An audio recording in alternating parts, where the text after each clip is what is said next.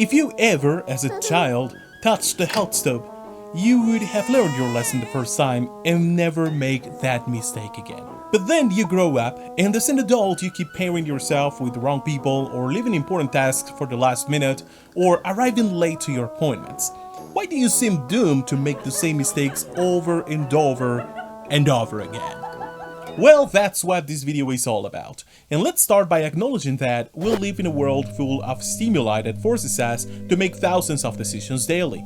If we were to make each decision consciously and rationally, we would overload ourselves with information far beyond what we can tolerate.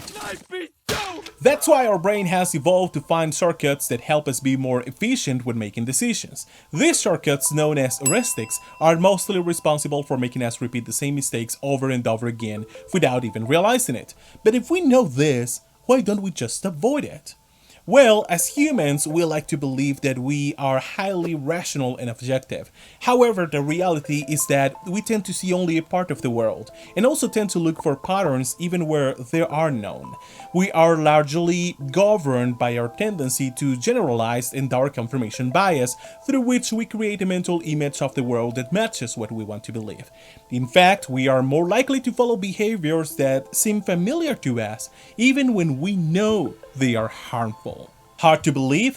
Let me prove it. In an experiment whose results were published in 2016, it was found that people who were acknowledged for their past successes were more likely to repeat successful behaviors, while those who were reminded of their past failures were more likely to continue reinforcing behaviors that made them fail. This is a clear demonstration of the brain's tendency to recycle behavior patterns it has used in the past, simply because they are familiar and save energy when making decisions. But there is something else that influences the way our brain reinforces behavior patterns, and that is the ego. If we receive recognition for our past successes, we feel good, and our brain acts to protect our ego, making us behave in a way that we maintain good performance to get even more recognition. However, this protection of the ego also comes into play when protecting us from the bad feelings that arise when we remember our past failures, and reinforces indulgent behaviors that seek to alleviate the pain. Thus, the behavior patterns that led us to fail are not corrected, so we continue to make the same mistakes over and over again. If we analyze it, it is curious how, in the case of the hot stove, we learn the lesson so quickly, and yet, in so many other areas of our life, it takes us years to get rid of the same silly errors. Why does this happen? Well, the first thing to note here is that, from the brain's perspective, touching the hot stove puts your life at risk. And your brain is wired to keep you alive as long as possible and to encourage you to have as many babies as you can. So it's easy for your brain to correct behaviors that very obviously endanger its primary directive. But for all other behaviors that we as a society have marked as unproductive, it's much more difficult to make our brain make changes. The brain isn't interested in your professional development or personal improvement because, from its point of view, none of these behaviors immediately put your life at risk. Having said all this, at the end, can we learn from our mistakes?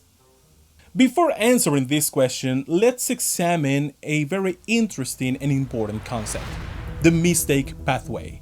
If you make a mistake while performing a task repetitively, your brain, trying to find the shortest route to the result, will include the mistake made in the execution of the task and make you repeat it over and over again. Don't blame it, your brain is programmed to keep you alive, like I said earlier, and part of that involves saving energy by creating efficient routes to help you make quick decisions. Every time you follow the steps, your brain reinforces the sequence, including the errors, all due to the frequency bias, where the brain assumes that the mistakes you've made are part of the correct steps to execute the task. The more you repeat the sequence, the more firmly the errors will be engraved in your memory. That's why we say that practice doesn't make perfect. Practice makes permanent. But then, how do we overcome this default programming? How can we take the reins and force our brain to learn from its mistakes instead of repeating them? The answer is simple and complex at the same time: by training our cognitive control, known as the process by which goals or plans influence behavior. It is a process in which we activate conscious learning that seeks to guide our actions towards the achievement of a specific goal. Unlike when we perform a repetitive task, by exercising cognitive control, we consciously choose which information to pay attention to, reducing uncertainty and using our brain's energy to store and incorporate only those pieces of information that consciously seem relevant to us. Alright, so cognitive control is the key, that's clear. But now the question is, how do you train your cognitive control? Here are 4 simple ways to do it. Number 1. Increase your awareness. When it comes to avoid making the same mistakes over and over again, allowing your brain to govern itself is a mistake. As reported, the mistake pathway we defined earlier is a consequence of uncertainty, and we are talking about the uncertainty generated by feeding our brain with a large amount of information without meditating on its relevance. When this happens, our brain begins to look for shortcuts, short routes that contribute to finishing the task as soon as possible without worrying about the quality of the result, and this is where errors are included that will not be easy to get rid of in the future. To give a concrete example, let's say you want to break the habit of leaving all your duties for the last minute. If you only focus on the fact of submitting the task by the established date, you will end up leaving everything for the last minute, because your brain, which is already accustomed to looking for shortcuts, triggers the familiar behavior that includes procrastinating, getting distracted with less important tasks, not setting priorities, etc., etc. Now, if you consciously decide that you are not only going to submit the task on time, but that it will be a quality job, maybe you'll start catching yourself in behaviors or feelings that do not contribute to achieving that goal. And by doing so, you take control of your brain, which stops triggering familiar behavior patterns to focus on more productive ones. Meditation, journaling, and other exercises can help you significantly increase your level of awareness. Number 2. Remember your past successes. Do you remember the experiment we mentioned at the beginning?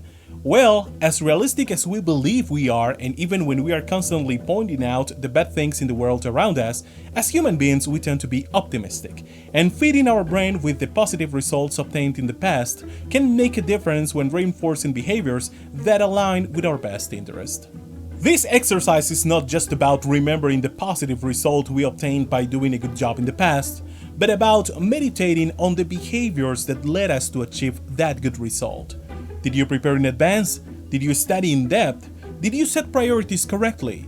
This active meditation exercise can lead you to identify the behaviors you truly wish to reinforce and use your cognitive control to consistently put them into practice. Let's now move on to number 3. Focus on the present. Anxiety creates uncertainty, and uncertainty, as we've seen, causes information overloads that can make your brain start creating cognitive shortcuts that include errors that will later be difficult to eliminate. It may seem cheesy, but stopping to detail the things around you, like the color of the sky, the smell of the flowers, the taste of your breakfast, can help you be more aware of the present moment. Being aware of the present, you can obtain the mental clarity you need to meditate strategically on your actions and consequently improve your results. And the interesting part here is that focusing on the present works even if you are not optimistic about your circumstances. And last but not least, make sure you reframe your experiences.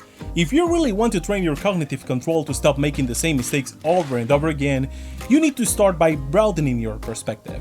One way to achieve this is to see the circumstances you face as learning opportunities instead of challenges. If, for example, you lose your job, it's easy to start worrying about the bills that are pending, or how difficult it will be to find a new job before your savings run out.